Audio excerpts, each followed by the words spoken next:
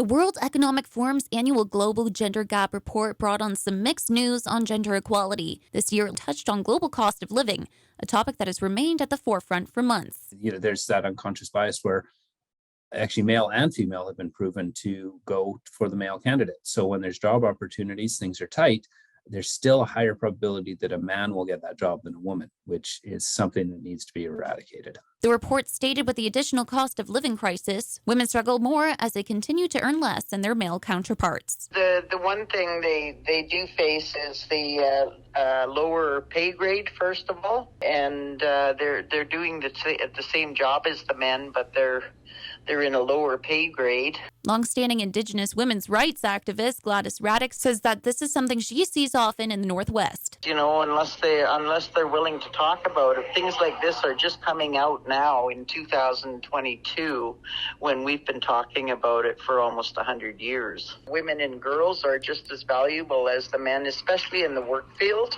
The report also estimated that it will take 132 years to close the gender gap, down slightly from 136 last year. In a statement to CFTK, Parliamentary Secretary for Gender Equality Grace Lohr says there's been a decrease in the wage gap over the past 2 years, attributing the government's investment in both childcare and minimum wage. Lohr acknowledges that there is still work to be done, but is positive new ongoing approaches will advance gender parity in the province. The report, which is now in its 16th year, continues to track shocks to the labor market that could impact the gender gap.